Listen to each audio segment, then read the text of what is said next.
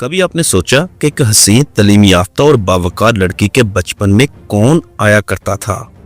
اگر ہم آپ کو بتائیں کہ وہ لڑکی کوئی عام شخصیت نہیں بلکہ پاکستان ڈرامہ انڈسٹری کی معروف اداکارہ لیلا واسطی ہے اور اس کے گھر آنے والے مہمان کا نام ہے عمران خان، تو آپ کے ذہن میں سوالات ابھر رہے ہوں گے۔ سوشل میڈیا پر بھی یہی سوالات اٹھائے گئے۔ کیا عمران خان اور لیلا واسطی کے درمیان کوئی سکینڈل تھا یا یہ سب صرف ایک بچگانہ مفروضہ ہے؟ آج کی اس ویڈیو میں ہم بات کریں گے لیلا واسطی کے اس پہلو پر جو اکثر میڈیا اور ناظرین کی نگاہوں سے اوجھل رہا، وہ پہلو جو اسے ایک عام فنکارہ سے لے کر غیر معمولی انسان بنا دیتا ہے۔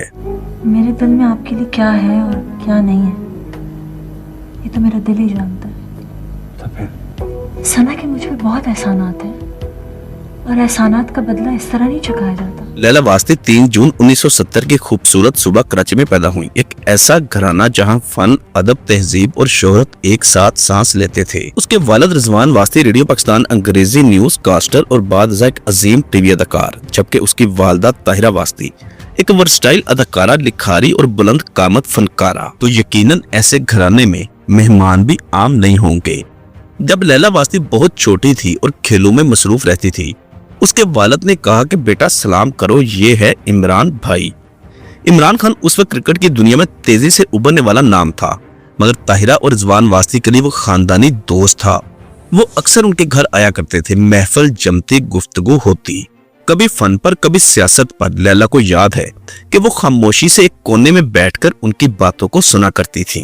برسوں بعد جب لیلا واسطی نے ایک انٹرویو میں یہ بات کہی کہ عمران خان بچپن میں ہمارے گھر آیا کرتے تھے، تو سوشل میڈیا پر ایک طوفان برپا ہو گیا۔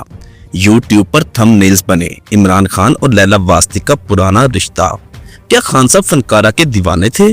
لیلا واسطی نے سب کچھ سچ بتا دیا۔ سچ تو یہ تھا کہ لیلا نے صرف ایک معصوم سی بات کی تھی، مگر میڈیا نے سنسنی پیدا کی اور لوگوں نے قیاس آرائیاں کی اور چند چینلز نے جھوٹ کو سچ کے روپ میں پیش کیا۔ لیلا واسطی نے اپنی ابتدائی تعلیم Saint Joseph convent school Karachi سے حاصل کی، ایک ایسی طلبہ جو اپنی خاندانی شناخت کے باوجود عاجزی، ادب اور تہذیب کا پیکر تھی۔ اسے اردو ادب سے عشق تھا، وہ استاد بننا چاہتی تھی۔ ٹیچر بننے کا خواب لے کر اس نے کراچی کے ایک ادارے میں 3 ماہ تک پڑھایا بھی، مگر اسے بہت جلد اندازہ ہو گیا کہ بچوں کو سنبھالنا اور پڑھانا اس کے بس کی بات نہیں۔ اسی دوران نصرت ٹھاکر صاحب کی طرف سے مشہور ڈرامہ انارکلی کی آفر آئی، جسے اس نے صاف انکار کر دیا۔ اداکاری ابھی اس کے خوابوں کا حصہ ہی نہیں تھی۔ والدہ طاہرہ واسطی نے ڈرامہ بیگم حویلی سے لیلا واسطی کو پہلا موقع دیا، وہ موقع جو قسمت کا دروازہ کھولتا ہے۔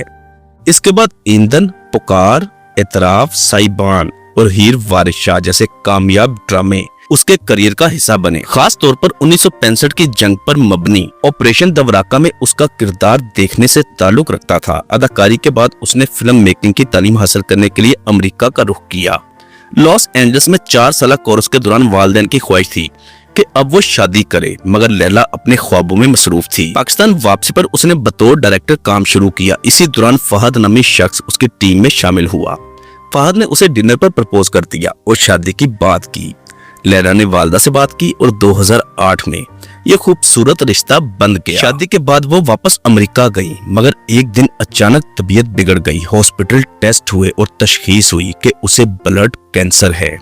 ڈاکٹروں نے کہا کہ اگر 48 گھنٹوں میں علاج نہ ہوا تو زندگی خطرے میں ہے۔ وہ لمحہ، وہ تنہائی، وہ خوف، اسے میری لینڈ منتقل کیا گیا۔ شوہر، والدین سب نے ساتھ دیا، مگر والدین پاکستان میں تھے۔ پاسپورٹ اور ویزا نہ ہونے کی وجہ سے وہ وہاں پر فوراً نہیں آ سکے۔ کیموتھراپی، ریڈیشن، درد، جسم کی رنگت کا سیاہ ہو جانا، یہ سب وہ چیزیں تنہا جھیلتی رہیں۔ 2011 میں والد رضوان واسطی کا انتقال ہو گیا۔ لیلا اس وقت ہاسپٹل میں داخل تھی، نہ تو آخری دیدار کر سکی، وہ نہ تو اپنے والد کا آخری دیدار کر سکی اور نہ ہی جنازے کو دیکھ سکی۔ پھر والدہ طاہرہ واسطی شوہر کی جدائی میں بیمار ہو گئیں۔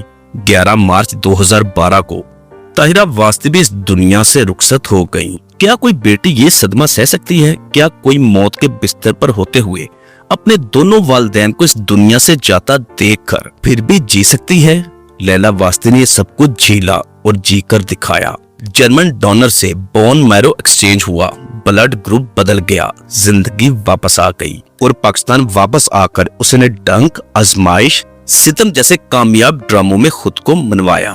तो दोस्तों, जब भी आप सुने कि इमरान खान लैला वास्ती के घर जाते थे तो याद रखिएगा, ये सिर्फ एक बचपन का एक मासूम सी याद है। इसमें कोई भी स्कैंडल नहीं। सच्ची कहानी तो ये है कि लैला वास्ती एक बहादुर, बावकार और बेहद बासलाहियत फनकारा है, जिसने मौत को शिकस्त दी, तन्हाई में सब्र किया और माँ बाप की मीरास को फख्र से आगे बढ़ाया। अल्लाह ताला उसे सेहत, कामयाबी और खुशियां अता फरमाए, आमीन। अगर आपको ये वीडियो पसंद आई है तो उसको लाइक, शेयर और हमारा चैनल सब्सक्राइब करना मत भूलिएगा। मजीद ऐसे ही सच्चे और बावकार फनकारों की कहानियां जानने के लिए हमारे चैनल को लाजमी फॉलो करें। अल्लाह हाफिज।